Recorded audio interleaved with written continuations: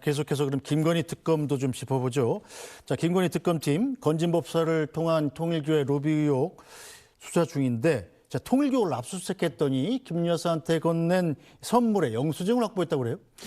굉장히 이례적인 걸로 보입니다. 왜냐하면 영수증을 사실 이런 일이 이제 있는 거는 뭐 각종 언론에 많이 나오지 않습니까? 네. 그러면은 본인 그 통일교에 대해서도 압수수색이 있을 거라고 충분히 예상할 수 있는데 네. 영수증이 발견되는 것만 말입니다. 네. 어쨌든 영수증이 발견된 건 사실이고, 제가 듣기로 이 영수증이 이 법인 차원의, 그러니까 법인 카드를 쓴 영수증이 아니고 네. 개인 카드를 쓴 영수증이라고 제가 알고 있습니다. 그걸 왜 통일교에서 갖고 있죠? 그러니까 개인 카드를 쓰고 그거를 기한을 해서 통일교에다가 그 금액을 보전받을 생각이었던 것 같습니다. 본인이 지위가 그 당시에 재정국장이었기 때문에 네. 충분히 가능할 것으로 보입니다. 일단 영수증이 지금 그라프 다이아몬드 목걸이 구매 내역이 담긴 영수증이죠. 그라프 영수증도 발견됐고 예. 샤넬백 영수증도 발견된 것으로 알고 있습니다. 그라프 영수증은 이게 지금 6천만 원짜리 목걸이잖아요. 네. 국내에서 딱 하나 팔렸다고 그래요. 그건 저도 잘 모르는 사실입니다. 하여튼 그런데 이 영수증을 압수수색이 예상되는 상황에서 계속 갖고 있었다는 건 약간 좀 저로서도 잘 이해가 안 됩니다. 이것도 이제 보통 이제 그 범죄를 저지른 사람들의 특성이 네. 굉장히 본인은 치밀하다고 생각하지만 네. 그 허점을 보이는 경우들이 많이 있습니다. 그래서 이 영수증도 사실은 개인 영수증이고 하니 어차피 법인카드 내역엔 안 나올 것이기 때문에 네. 조금 소홀히 하다가 발견된 것이 아닌가. 아니면 이 그 윤모 뭐 본부장 있지 않습니까? 세계본부장이죠. 세계본부장도 차후에 이제 본인의 처신에 대해서 대비를 하기 위해서 마련해 놨을 수도 있다. 네. 그렇게도 볼 수 있을 것 같습니다. 자, 그런데 이 통일교의 입장은 이 청탁 의혹이 윤모 세계본부장, 전 세계본부장의 개인의 일탈이다, 이런 입장이었잖아요. 그런데 통일교를 수색하면서 이 영수증이 나왔다는 건 통일교의 조직적인 로비였다, 이런 의심이 가능하게 만드는 요소 아닙니까? 네, 아까 앵커님 말씀하신 것처럼 지금 뭐 목걸이가 6천만 원이고 네. 샤넬백도 2개면은 2천만 원이 훨씬 넘어가는데 네. 그거를 개인의 어떠한 목적을 위해서 그 정도의 금액을 쓰기에는 굉장히 통상적으로 큰 금액이지 않습니까? 네. 그래서 그거는 상식적으로 좀 납득하기 어려울 것으로 보이고요. 당시에 이제 그 통일교에는 여러 가지 안건들이 많았습니다. 네. YTN 인수라든지 캄보디아 원조라든지 네. 여러 가지 사안들에 대해서 해결을 해야 되는데 과연 이 해결을 어떻게 하는 것이 가장 좋을 것인가? 거기에 대해서 윤 그 전 세계 본부장이 그 통일교 그 사람들과 상의를 하지 않았겠습니까? 네. 그 가장 효율적인 방법이 그게 맞는 것 같다.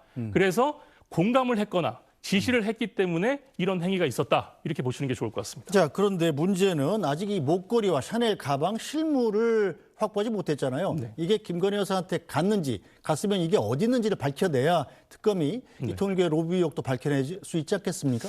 물론 실물이 중요하죠. 예. 형사 사건에서 실물이 굉장히 중요하지만 이 제품이 이 전 세계에 하나만 있는 제품은 아니지 않습니까? 네. 만약에 발견됐더라도 이제 그 당사자들 입장에서는 동일 제품이 아니라고 부인할 가능성도 굉장히 높고요. 그거를 검증하거나 감정하는 것에 대해서 시간도 오래 걸릴 수 있고, 물론 직접적 증거가 있으면 좋겠지만 지금 여러 사람들의 진술 증거라든지 네. 정황 증거들은 충분한 것으로 보입니다. 근데 여기에 영수증이 발견됐다.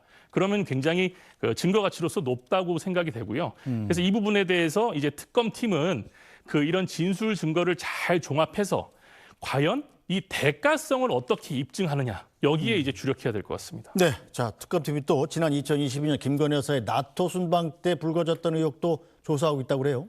여기도 또 목걸이입니다. 네. 예, 여기 목걸이는 반 클리프 앤 나펠, 저도 네. 잘 모르는 목걸이인데 가격도 희한하게 또 6천만 원대입니다. 오. 예, 그래서 목걸이를 굉장히 좋아하는 것처럼 보이는데, 당시에 그 나토 순방 당시에 그 김건희 여사가 이 목걸이를 차고 나왔습니다. 네.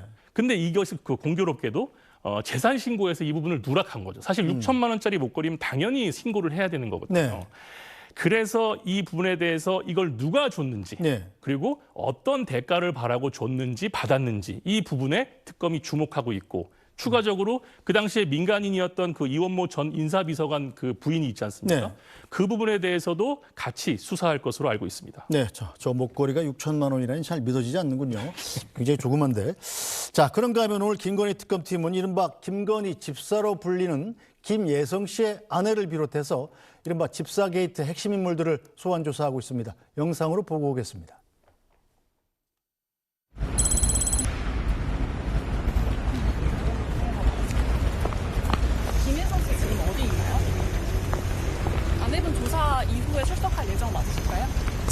시점에 출석 결심하신 이유 뭔가요? 김혜성 씨랑 계속 연락하세요? 차명법인 통해서 46억 챙긴 거 맞는지. 안으로 바로 들어가시면 대표님 맞으시죠? 투자 배경에 김건희 여사가 있었을까요? 김예성 씨를 아시나요? 혹시 접촉하신 적이 있는지. 은행장 차원 결제 받으셨어요? 투자 본인 누구한테 받으셨어요? 네, 자, 이른바 김건희 집사 게이트. 저건 또 어떤 내용입니까? 말 그대로 이제 그 김예성 씨라고 네. 김건희의 이제 오래된 지인이 있는데 여러 가지 귀찮고 하기 싫은 업무를 네. 대신 꾸준히 해온 사람이 있다. 근데 그 집사라는 사람을 통해서 그 기업들의 돈이 투자가 됐고 네. 그 돈이 오가는 과정에서 김건희 여사가 관여할 것이다. 이렇게 보는 것이 집사 게이트입니다. 자, 이 김예성 씨가 세운 IMS 모빌리티인가요? 이 회사가 투자를 유치하는데 신한 금융인이 뭐 이런 회사들이 저기다 돈을 투자했다는데 그게 혹시 이 친분을 이용한 뇌물 아니냐? 뭐 이렇게 보는 거죠. 맞습니다. 예전 그 최순실 국정농단 네. 특검 때도 최순실이 설립한 법인에다가 기업들이 이제 돈을 냈고 그것이 이제 미르 재단이나 이제 K스포츠 이제 비리 아니겠습니까? 네. 당시에도 여기에 이제 그 금전이 오간 거에 대해서 이것을 이제 경제 공동체라는 개념으로 뇌물, 알선수재, 배임수재 혐의로 이제 의율했습니다. 이번에도 마찬가지로 김건희 여사가 김혜성 씨를 통해서 이런 금전적인 사적인 이득을 취득할 것이다. 여기에 주목을 하고 있는 것 같습니다. 김혜성 씨는 지금 베트남으로 출국해서 돌아오지 않고 있는 상황이죠. 맞습니다. 특검이 굉장히 이 부분이 이제 기분이 안 좋을 것 같은데요. 네. 왜냐하면 특검에서 지금 이번 김건희 특검의 성과라고 한다면 이 집사 게이트와 삼부토건 주가 조작을 이제 새롭게 수사한다는 겁니다. 네. 가장 중요하게 여겨지는 집사 게이트를 수사를 해야 되겠는데 그 고리가 되는 김혜성이 4월에 출국을 해버려서 지금 수사가 안 되고 있는 겁니다. 그래서 이 부분에 대해서 계속적으로 이제 뭐 체포영장도 발부됐고 인터폴 적색 수배까지 내려졌기 때문에 김혜성을 빨리 소환해서 수사하는 것이 핵심이 될 것 같습니다. 김혜성 씨의 아내를 대상으로는 뭐 어떤 내용을 조사하나요? 아까 말씀드렸다시피 이제 원래는 김혜성 씨를 이제 소환해서 수사를 해야 되겠죠. 네. 아내가 어디까지 알고 있을지는 모르겠지만 형식적으로는 이제 그 돈이 간 이노베스트 코리아의 유일한 사내 이사이자 그 김혜성 씨의 아내이기 때문에 불렀다는 건데 사실 이 그 부인되는 사람이 이 어떠한 이런 행위들에 대해서 어느 정도 알고 있는지는 사실 의문이고요. 그래서 네. 어쨌든 간에 지금 김혜성 씨가 없기 때문에 주변 인물들도 모두 수사한다는 기조를 가지고 부인을 부른 것 같습니다. 네, 자 김건희 특검팀 이 김혜성 씨가 설립한 IMS 모빌리티에 투자한 기업들 임원들도 지금 줄 소환하고 있지 않습니까? 맞습니다. 이건 어떤 전략입니까? 마찬가지입니다. 지금 뇌물죄와 알선수재, 배임수재를 밝히려면 네. 이제 돈을 거기다가 투자한 기업들은 이제 어느 정도 사실관계가 밝혀지지 않았습니까? 네. 근데 다만 아까도 말씀드렸다시피 이게 뇌물이나 배임수재, 알선수재가 되려면 대가성이 인정이 돼야 됩니다. 그 대가성을 인정하려면 그 기업들이 당시에 어떤 상황이었고 이런 어려운 상황에 있어가지고 왜 그 당시에 부실 기업인 이 IMS 모빌리티에 투자를 했는지를 밝혀야 네. 그 대가성을 밝힐 수 있기 때문에 줄 소환하고 있는 것으로 보입니다. 네, 자 김건희 여사한테는 특검팀이 다음 달 6일 출두해서 조사를 받으라 이렇게 통보를 했는데 그 전까지 어떤 조사들이 이루어져야 김건희 여사의 혐의를 입증할 수 있겠습니까? 지금 특검의 가장 중요한 승부수이자 중요한 요소는 이 돈줄의 이제 흐름입니다. 네. 이 돈이 어디서 어떻게 흘러갔고 과연 누구에게 건네졌는지를 밝히는 것이 가장 핵심입니다. 모든 지금 김건희 특검의 16가지 지금 권력형 비리 사건의 조사 대상이 있지 않습니까? 네. 보시면 거의 다 금전적인 관계가 있습니다. 따라서 이 김건희 여사가 사익을 추구해서 대가성을 바라고 이 돈줄의 흐름에 관여가 돼 있는지에 대해서 집중적으로 조사해야 되고 소환 전에 어느 정도의 입증 사실들을 확보해야 될 것으로 보입니다. 네, 자 그럼 계속해서 순직 해병 특검 내용도 잠깐 짚어보겠습니다. 이 최상병 순직 사건 당시에 해병대 최고 지휘관이었던 김계환 전 해병대 사령관이 어제 윤석열 전 대통령이 최상병 사건 수사 보고서를 보고 화를 냈다는 이른바 VIP 경로서를 처음으로 인정했는데요. 그동안 그가 했던 발언과는 상당히 다릅니다. 그동안 그가 했던 발언부터 듣고 가겠습니다.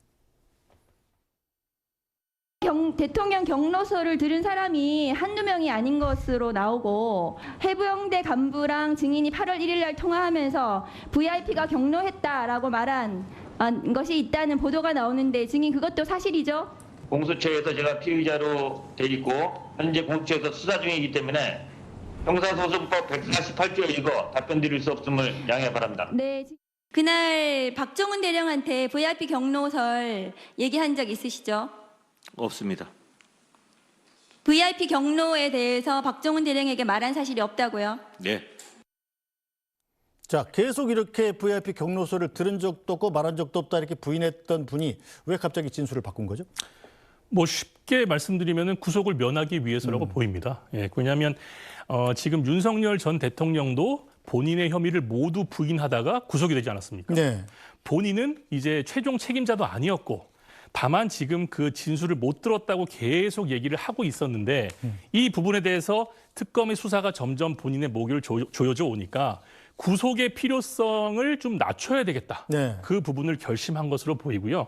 그렇게 되려면 우리나라에서 이제 구속영장의 그 발부 가능성을 낮추는 가장 좋은 방법은 어느 정도의 사실관계 인정과 자백입니다. 그래서 이러한 전략을 컨설팅 받았을 것으로 보이고 이런 전략을 써서 구속을 면한 것으로 보입니다. 알겠습니다. 자, 특검 수사가 계속될 테니까 종종 나와서 정리를 좀 부탁드리겠습니다. 네. 홍정석 변호사 말씀 잘 들었습니다. 감사합니다.